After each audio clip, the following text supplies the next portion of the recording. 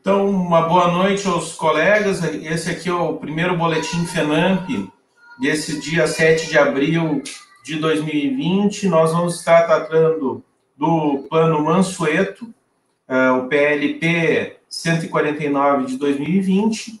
E para falar com a gente mais uma vez, o Gustavo Tavares, que é cientista político do escritório Metapolítica, que assessora a nossa Federação Nacional, a FENAMP, né? Gustavo, boa noite. Agradeço aqui mais uma vez a tua presença e tem sido fundamental aí para que a gente tenha informações concretas, corretas sobre o andamento desse projeto. O Plano Mansueto é um projeto que, recapitulando, né, trata do regime de recuperação fiscal, de medidas em relação aos estados, envolvendo o regime de recuperação fiscal e também prevê uma série de medidas a serem implementadas na Lei de Responsabilidade Fiscal. Então, Gustavo, gostaria que primeiro tu fizesse uma fala contextualizando quais são os pontos principais desse projeto e depois como foi o dia, né? Como é que foi o desenrolar do dia de hoje. O deputado Rodrigo Maia colocou esse projeto em regime de urgência a partir de uma votação na sexta-feira. Então, gostaria que tu desse uma contextualizada em como foi o dia de hoje. Uma boa noite. Boa noite, Edu. Mais uma vez, agradeço a oportunidade de participar com a FENAMP nessas iniciativas. Bem, em relação ao PLP, só um breve histórico, né? O PLP 149 de 2019 foi apresentado em junho do ano passado. Ele foi chamado de Plano Mansueto porque ele foi concebido pelo secretário do Tesouro Nacional, né, que é o Mansueto de Almeida, e, como você bem colocou, ele prevê alguns critérios para que os estados possam aderir ao regime de recuperação fiscal. Lembrando que o regime de recuperação fiscal já é uma lei, né, já existe desde 2017, a Lei Complementar 159, então ele criou, que tem alguns critérios, e o Mansueto fez uma forma de um projeto para flexibilizar esses critérios, para tornar menos rígidas a adesão desses estados nesse regime fiscal. Então, entre os pontos principais, são vários pontos, né, o projeto abarca várias situações, tem vários aspectos que são importantes, mas o que mais causou polêmica para os servidores públicos de modo geral nos últimos dias foi a questão da despesa com pessoal, porque nós temos lá na LRF um critério específico, claro, sobre a questão da despesa com pessoal, e já há algum tempo, alguns pontos daquela lei, especialmente o artigo 23, tem sido questionado no Supremo Tribunal Federal, e agora, com o Plano Mansueto, houve um novo, digamos assim, novos critérios sobre a questão de como é entendido a despesa com pessoal. Então, lembrando que, para nós, como analistas políticos, né, a maior dificuldade que tivemos nos últimos dias é o fato de não ter documentos oficiais. O único documento oficial que temos é o projeto original. Então, o que causou bastante polêmica nos últimos 5 dias foi um texto não oficial, preliminar, que circulou entre vários meios, que seria o substitutivo do deputado Pedro Paulo, né, do DEM do Rio de Janeiro, que também nem chega a ser o relator oficial, porque não foi designado. Tanto que a gente encontra, não tem relator ainda designado para esse projeto. Então, assim, as pessoas, na verdade, estavam discutindo, debatendo no escuro, porque você tem um texto que não é oficial e que pode mudar a qualquer momento. A qualquer momento, o Pedro Paulo poderia fazer uma alteração e, iniciada a discussão no plenário da Câmara, apresentar um projeto completamente diferente do que a gente teve conhecimento. Então, primeiramente, deixar, né, esse ambiente de incerteza, porque todas as nossas análises foram em cima desses projetos, né? E é um ambiente gerado até por essa circunstância, né? Colocado Isso, exatamente. Computação virtual, enfim, toda exatamente. Essa acessar os parlamentares, os deputados, de buscar a informação concreta. Esse relatório nós recebemos esse relatório de parlamentares, da liderança partidária de 2 partidos, né? Isso, a gente recebeu também, por via de gabinetes também, de lideranças partidárias. Inclusive, só no dia de hoje, né, ontem e hoje foram apresentadas 67 emendas a esse projeto, mas as emendas, as que objetivavam mudar pontos do texto original eram compreensíveis. Agora, a que objetivavam mudar o substitutivo é bastante incerto, porque eu, pelo menos, tive, não sei se foi do seu conhecimento também, eu recebi 2 textos. Então, tive um texto da última quinta-feira e um texto que saiu no último final de semana agora, sábado ou domingo. Então, lá tinha pontos...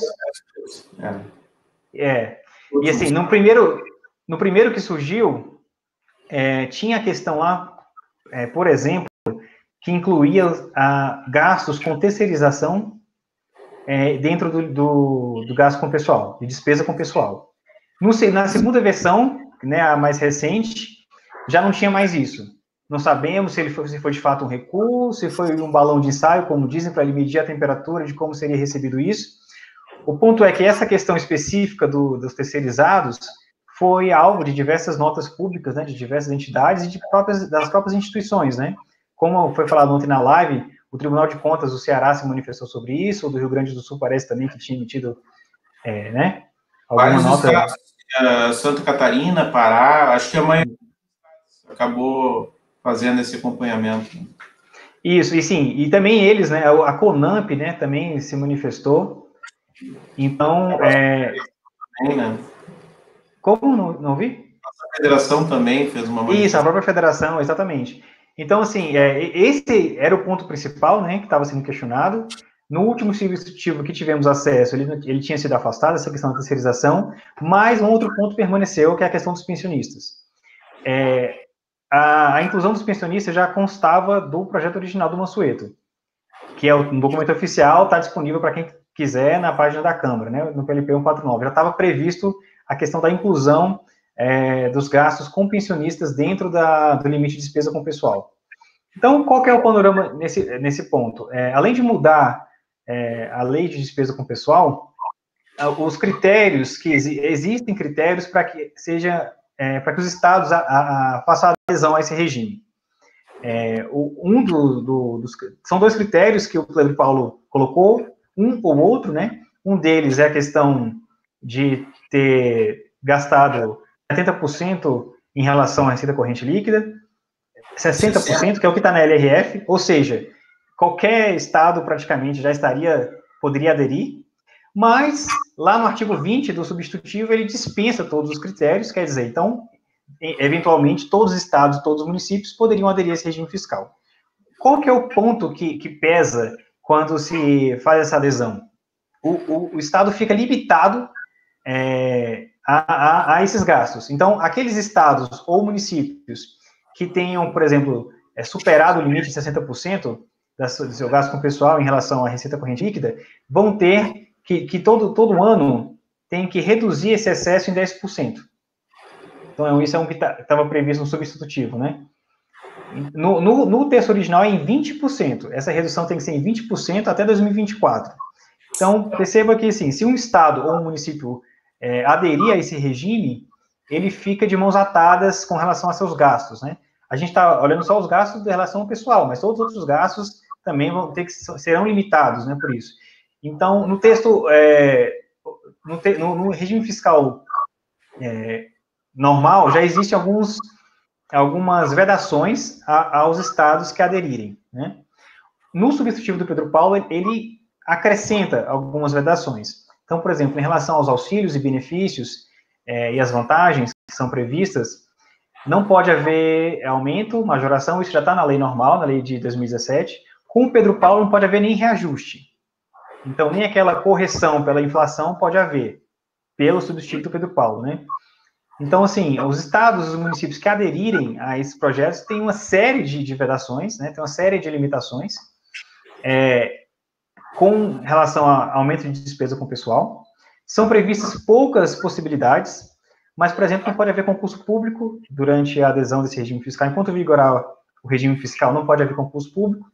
Mas o Pedro Paulo inseriu, na última versão do relatório dele, a questão de contratação temporária de servidores. Isso estaria ressalvado das despesas com o pessoal. Quer dizer, não pode haver concurso público, mas pode haver contratação de pessoal via contratação temporária. Não está claro como isso seria feito, mas aos moldes daquilo que já é previsto pela medida provisória 922. Então, isso é um dos pontos do substitutivo, mas lembrando que, assim, a gente está falando no termo do teor do projeto, né? Não temos um texto oficial, e, como você mencionou na sua introdução, tem a questão política também, que fez com que esse projeto fosse adiado, né? A sua análise fosse adiada. Isso, em relação à tramitação hoje, se tu pudesse nos dar um relato de como foi o dia, enfim, o que gerou, né, o que redundou nesse adiamento, né, e como é que as coisas ficaram, né? Ele vai ser retomado essa semana, não vai? Ficou sem previsão de votação, né? Eu queria que tu desse um relato sobre o dia e a consequência dessa movimentação toda, né? Isso, vamos lá, nós estamos em junho que foi apresentado o projeto, nós já estamos em abril, então nós tivemos aí quase um ano, né, são 10 meses, e esse projeto não foi à pauta, não foi levado à pauta, só na última sexta-feira foi aprovado um requerimento de urgência por causa da crise. O que acontece? Qual o panorama que todos os estados estão enfrentando? Estima-se que os estados terão uma perda de arrecadação por causa do ICMS em torno de 30% a 40%. Então, assim, vai ser uma perda brutal de arrecadação, uma perda brutal de receita nos estados. Então, os estados estão de mãos atadas. Então, qualquer atividade que eles tiverem que fazer, qualquer medida que eles tiverem que adotar, até mesmo principalmente com relação ao coronavírus, à crise, não vão poder porque não tem dinheiro em caixa. Então, toda essa questão voltou à tona, esse projeto voltou à tona, como uma forma de garantir dinheiro para os estados. Alguma forma de financiamento eles manterem a máquina rodando, né? Minimamente. Então, como os critérios existentes de adesão ao regime fiscal são muito duros, muito rígidos, e acabaria não adiantando em nada, os parlamentares, junto com os governadores, tentaram ver se, com o projeto Mansueto, eles conseguiriam liberar recursos, né, para os estados continuarem as suas atividades. Então, mas qual que é por que esse projeto, digamos assim, esfriou, perdeu aqui um pouco a sua capacidade de ser aprovado? Porque o que estava sendo cogitado no relatório do Pedro Paulo e nas discussões com algumas lideranças era um percentual muito baixo, segundo os estados, para que eles pudessem contratar empréstimos. Então, estava se falando ali em torno de 3% pelo relatório, esse 3% em relação à recente corrente líquida de cada estado. E isso variaria de acordo com a condição de pagamento, né? Nós sabemos que tem 4 classificações de pagamento, né, pelo Secretaria de Tesouro Nacional. 9 estados apenas estão em condições de contratar empréstimos, que estão na categoria A e B. Os outros 2/3 de estados na categoria C e D. O Rio Grande do Sul é né, que está na categoria D de pagamento. Então, assim, as condições que estavam sendo discutidas não eram boas, né? De nenhuma forma para os estados. Os estados que mais necessitam são os que não têm acesso ao... Exatamente isso. Esse é o ponto.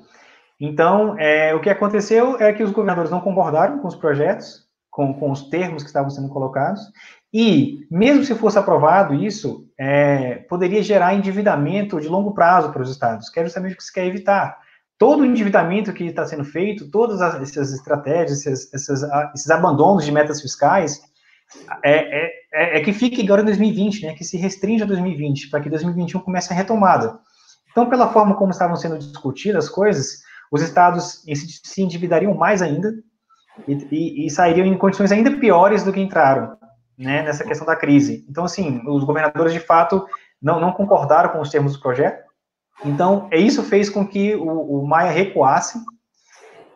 De manhã também, o secretário Mansueto participou de um evento chamado De Agora Brasil, que é do jornal o Globo e do Valor Econômico. Hoje, né, a edição foi ele e a dona da Magazine Luiza, né, a Luiza Trajano, e a economista Latif, junto com os 2 mediadores dos jornais. E lá, ele já começou, a fala não foi sobre o plano Mansueto em si, o tema não era esse, mas ele começou falando sobre isso, dizendo que a situação de crise estava contaminando as discussões sobre projetos estruturais. ele, olha, esse problema da crise, todas essas medidas emergenciais que a crise demanda, está fazendo que com medidas estruturais sejam feitas de atropelo. Então, o Plano Mansueto é uma medida que ele considera estrutural, de longo prazo. Então, se coloca em termos emergenciais, acaba gerando mais problemas do que soluções. Então, o Mansueto já deu essa fala logo de manhã, por volta de 10h30 da manhã.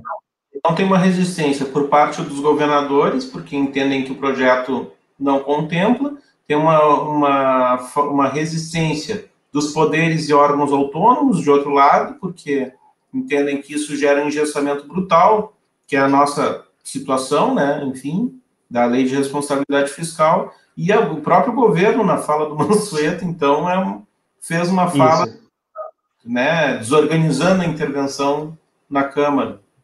Exatamente. Isso foi no final da manhã, por volta de 11 horas, essa discussão que teve, e à tarde, na hora que estava prevista para começar a sessão para analisar o projeto, o Maicon convocou uma coletiva, né, no Salão Verde da Câmara, para dizer que as discussões não avançaram, os governadores não estavam de acordo, e a oposição também, alguns partidos da oposição já tinham anunciado obstrução, então esse projeto ficou para depois. O que o Maia disse é que ele está trabalhando junto com algumas lideranças um texto alternativo ao do Plano Mansueto para garantir um mínimo de fôlego para esses estados, um mínimo de uma linha de crédito para que eles possam continuar as suas atividades.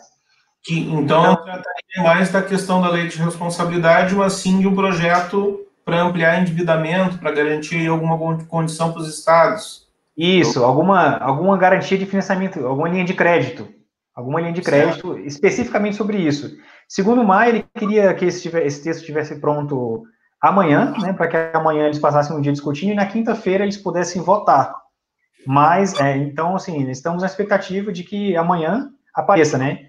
Mas, assim, um dos pontos é que o Plano Mansueto, de fato, não vai ficar para agora. Isso já não vai ser votado nesse momento. Certo. Então, o que nós temos, então, é uma movimentação do Rodrigo Maia para fazer um substitutivo que trate só de linhas de crédito para os estados. Essa nossa situação mais atinente, que está dentro do Plano Mansueto, da Lei de Responsabilidade, não ficaria nesse texto, né? Inicialmente, essa é a ideia. Então, assim, lembrando que, assim, os pontos que causaram divergência com governadores não foi exatamente esse ponto da despesa com o pessoal, né? Sim. Não foi exatamente isso, e sim aquele percentual que eles poderiam pegar de empréstimo. Então, assim, pelo que o Maia disse, isso não aparentemente não entraria no projeto alternativo que eles estão construindo. Né? Essas questões mais estruturais, de longo prazo, não entraria.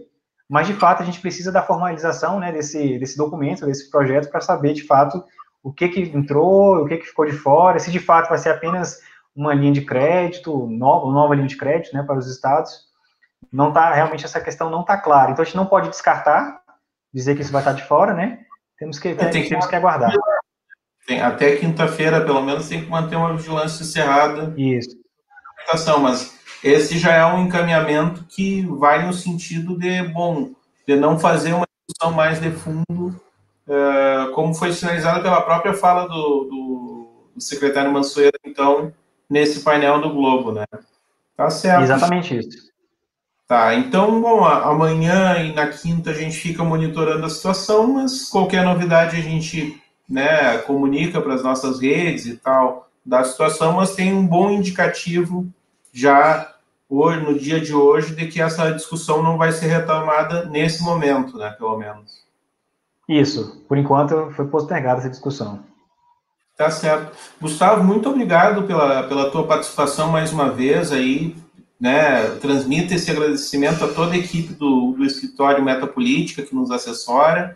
Vocês têm sido fundamentais nesse processo para que a gente mantenha a categoria informada, que os dirigentes consigam saber o que está sendo colocado e o que está sendo discutido. Então, um agradecimento muito, muito forte aqui em nome da nossa coordenação, do trabalho que vocês têm desenvolvido com a gente aí.